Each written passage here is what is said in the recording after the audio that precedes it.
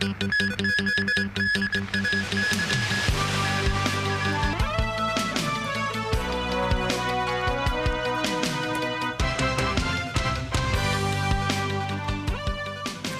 evening, and thank you for joining us. Lawmaker William Wong Kam-fai has stepped down from his duties at the Legislative Council with immediate effect. That's after his failure to report this arrest to LegCo over alleged drink driving. Wong's administrative duties at the Chinese University of Hong Kong have also been suspended.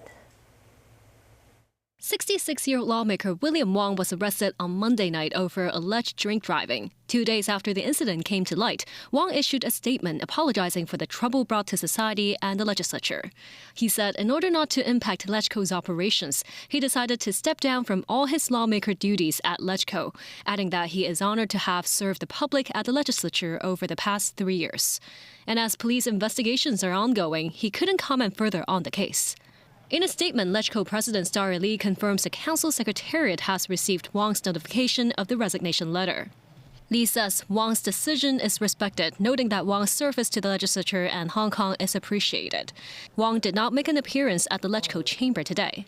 Lawmaker Judy Chan, a member of the LegCo Supervisory Committee, says they haven't received instructions to continue internal probes into Wong's case following his resignation. Wong, who is the Associate Dean of Engineering at the Chinese University of Hong Kong, also has his administrative duties at CUHK suspended. In a statement, CUHK stresses it attaches importance to the conduct of its staff. CUHK's Dean of Engineering, Professor Zhang Hongqi, says there's no guilty verdict yet, and he heard Wong's explanation, which might be a bit different from what's reported in the news. Wong reportedly rammed his vehicle into a car on campus while he was returning to the staff quarters. The crash also damaged another parked vehicle. He left the scene after the incident. Campus security later reported the case to police. When officers arrived to investigate, Wong failed the breathalyzer test and was apprehended. The tender period for the Hung Shui Kiu pilot area in the northern metropolis closed at noon. At least 2 bids were received. Henderson Land submitted a solo bid, while a consortium involving mainland companies and a local developer also put in a bid. The government received at least 2 bids after the tender period for the Hung Shui Kiu pilot area in the northern metropolis closed today. They include a solo bid from Henderson Land and a bid from a consortium involving 6 companies, including China Overseas Land and Investment, JD.com, and Sinoland. The project is adjacent to the future Hung Shui Kiu MTR station. The project covers over 10 hectares, including 3 residential sites and 3 enterprise and technology park sites. Market valuation ranges from $2.9 billion to $4.9 billion. The winning consortium must develop and operate at least 1 site. The remaining 2 sites can be returned to the government after completion of land leveling works. A property analyst said the project is a key development area in the northern metropolis with strategic value, so there will be policy support in the future. He said the total investment would be over $20 billion. To alleviate the cash flow pressure on developers, the government has introduced an interest-free installment payment arrangement for land prices for the first time. Hong Kong's principal officials and other political appointees are set to receive a 1.3% pay rise starting July 1st. Civil servants, meanwhile, will continue to receive a 2% salary hike. Replying to media inquiries, the Constitutional and Mainland Affairs Bureau says the adjustment is in line with the average annual change in the C category of the Consumer Price Index, which is the inflation level of some 10% of the city's households having higher average monthly expenditures. In the last fiscal year, the government introduced a salary freeze for the chief executive, politically appointed officials, all civil servants, and lawmakers. Venezuela's interim president, Delcy Rodriguez, rejected allegations her government reacted too slowly to destruction caused by 2 earthquakes. Rodriguez said the death toll now stood at 2,595, and her government was not yet ending its search and rescue efforts. She did not give a tally for the missing. An unofficial but widely used online list was down to some 38,500 after peaking at nearly 60,000 in the days immediately after the quakes. Daniel Rao tells us more. Speaking in her first press conference since the U.S. ousted her predecessor Nicolás Maduro, Venezuela's interim president Delcy Rodriguez defended her government's response to the earthquakes. Rodriguez described the quakes as a natural tragedy on a scale that could never be imagined. She said her government did not wait 1, 2, or 3 days, it acted immediately. Rodriguez said her government had done everything in its power and more to help rescue and recovery efforts. She said 4,000 officials were deployed, immediately rising to 14,000 the day after, and then to a current figure of 19,000. Rodriguez said she also issued an emergency decree to activate emergency protocols. Civilians of all stripes have descended on disaster areas, especially the hardest-hit northern state of La Guaira, since the 7.2 and 7.5 magnitude quakes struck on June 24th. Many of those digging through the rubble, along with international aid organizations, say the Venezuelan government's response was slow and ineffectual, with aid like food and medical supplies delayed, and an ongoing lack of heavy machinery to move debris. Dramatic footage of earthquake survivors continues to emerge. Rescuers pulled a 43-year-old security guard alive from a collapsed basement, ending a grueling days-long operation. Hernan Alberto Flores emerged to safety atop a stretcher surrounded by helmet-clad rescue workers. Rescuers who initially made contact with him over the weekend worked for more than 100 hours to free him, navigating a highly unstable structure, torrential rain, and persistent aftershocks to tunnel down to the survivor. The rescue was considered a small miracle cutting through a week of tragedy. By supplying Gil Flores with food and water while they excavated the concrete, rescue teams were able to keep him alive far longer than the 48 to 72-hour threshold most operations give to find survivors in disasters. A 6-year-old dog named Buddy was pulled out alive after spending 8 agonizing days trapped beneath his collapsed home in the city of Carabayeda. Danral TV News.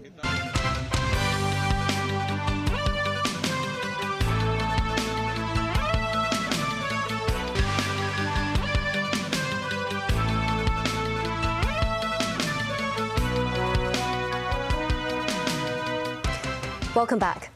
Chinese Foreign Minister Wang Yi said Thursday that China is ready to work with Denmark to expand cooperation in trade and investment, launch discussions on a new version of the Green Joint Work Program, and deepen cooperation in scientific research and innovation, green shipping, and healthcare. Wang made the remarks during talks with Danish Foreign Minister Lars Løkke Rasmussen in Copenhagen, recalling the 75th anniversary of diplomatic ties celebrated last year. Wang voiced China's readiness to follow through on the important consensus reached by President Xi Jinping and Danish King Frederik X to maintain high-level exchanges and strengthen dialogue and cooperation across various departments and fields. China is Denmark's largest trading partner in Asia. French Green Party lawmakers have filed a no-confidence motion against the government over its handling of a severe heat wave in late June. This as the country braces for a third possible bout of extreme temperatures next week. The heat wave is continuing to affect much of Europe. In Portugal, temperatures are expected to reach 43 degrees Celsius in some parts of the country. A red alert has been issued for Lisbon and other regions. The Portuguese government has placed the country under alert due to the aggravated wildfire risks for most of the country's mainland. Elsewhere, oppressive heat is bearing down on the eastern U.S. heading into the long 4th of July weekend. At the Franklin Park Zoo in Boston, workers hosed down and misted animals, provided them with shaded indoor areas, and offered icy treats. According to the U.S. National Weather Service, dangerous record-breaking heat will continue across much of the central and eastern parts of the country. A former U.S. Olympian has been indicted on a single count of property destruction. He has been accused of vandalizing the reflecting pool in Washington, D.C. and is now facing felony charges. District of Columbia U.S. Attorney Janine Pirro stated that on June 19th, David Hearn ripped up recently installed sealant on the pool in a deliberate act causing $1,000 in damage. 67-year-old Hearn is a former Olympic canoe racer who owns a watercraft company. He told the Associated Press that he reached into the pool to examine the newly peeled coating. He let go shortly after a park worker told him to. Pop music megastar Taylor Swift and National Football League player Travis Kelce are married, the New York Post's Page 6 reported Thursday. It cited multiple unnamed sources who said the couple exchanged vows in front of a tiny group of loved ones. This as preparations were underway for an unexpected celebration at New York's Madison Square Garden. Tracy Furness has more. Fans were milling outside Madison Square Garden Thursday in hope of catching a glimpse of the newlyweds. It's exciting, you know. I feel like so much is going on in the world. Everybody needs a little excitement. We're huge Taylor Swift fans, and we're happy that it's happening for them. And yeah, just a little stroll on our lunch break to see if we could catch anything. Workers scrambled to prepare Madison Square Garden earlier Thursday for what was expected to be a lavish celebration for the superstars. Page Six did not say when or where the nuptials took place, though it noted Swift's private jet recently spent time in Nashville, the city where she lived earlier in her career. Swift's publicist did not immediately respond to a request for comment, and Reuters could not confirm the Page Six report. Other media outlets report that Swift and Kelsey held a 100-person event at the Garden on Thursday that will be followed by a larger celebration in front of 1,000 people on Friday. Swift and Kelsey have donated $26 million to charities this week ahead of their Friday wedding. The donations were spread out across 20 local and national charities, according to Swift's publicists, with many located in areas where the couple has deep ties. Tracy Furness, TVB News. The city's first certified basic housing unit is out, 4 months after the Basic Housing Unit Ordinance took effect. With a 1-year registration period and a 36-month grace period for renovation works, landlords have 4 years in total to comply with the regulations. Memo Sangai had a look. Located on Cheung Sam Wan Road, Hong Kong's first certified basic housing unit received authorities' approval at the end of June after about 3 months of preparation work and renovation. The flat, originally over 500 square feet in size, is divided up into 3 rental units, ranging from 100 to 180 square feet each. These units now need to meet the new ordinance minimum requirement of 8 square meters in size, or about 80 square feet. They also come with an individual bathroom with upgraded works, including independent water and electricity meters, as well as ventilation systems.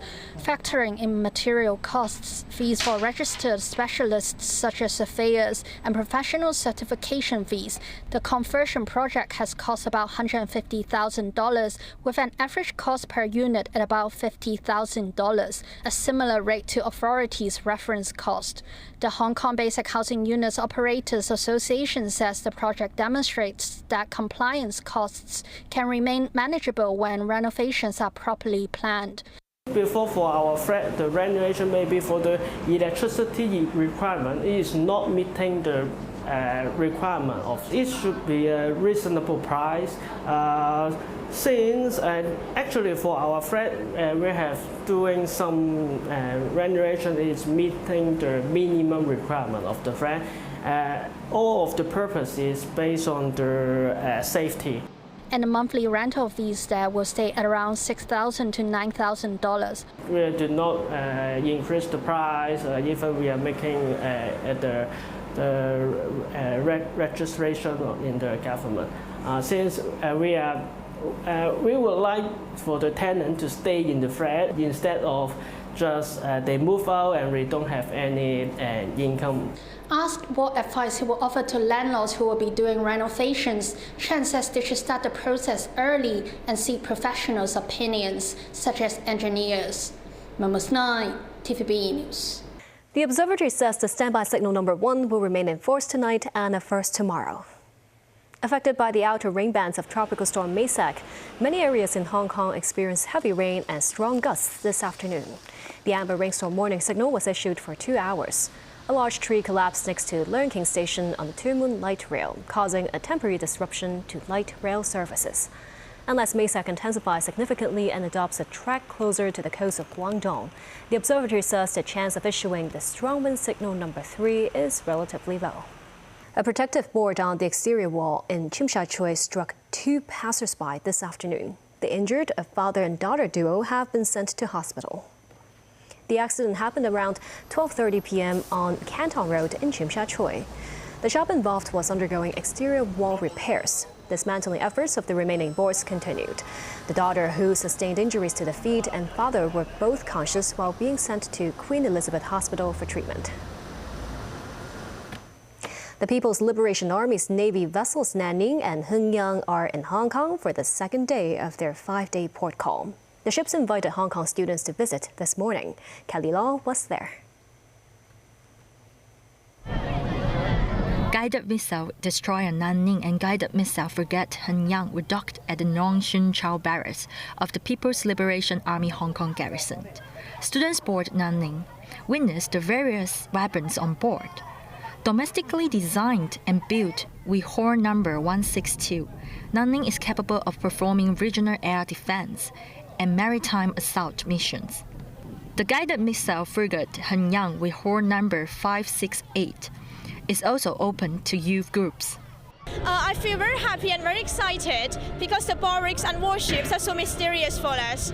And today I have the chance to be here. It's actually the first time for me to be here, and I take a lot of pictures, no matter with the soldiers or with the warships. I feel very happy, and I love the view here and the vibe here.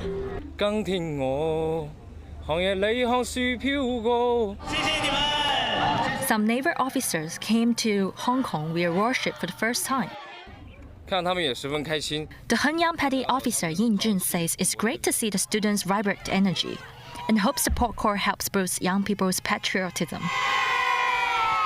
The Nanning's naval officer Chen Jingdan says they hope the battleship Port Corps in Hong Kong allows more in-depth exchanges between the PLA and the locals. Both warships have carried out escort missions in the Somali waters of the Gulf of Aden. All displayed naval ships have each visited more than 10 countries. Here in Hong Kong, the ships have guided tours provided on board. The ships are open to the public with reservations for Saturday and Sunday. Kelly Law, TVB News. The Hong Kong Productivity Council's Summer Tech Ed Fest 2026 began today. The two-day education jamboree attracted a record 7,000 registered visitors, with more than 100 STEAM activities offered.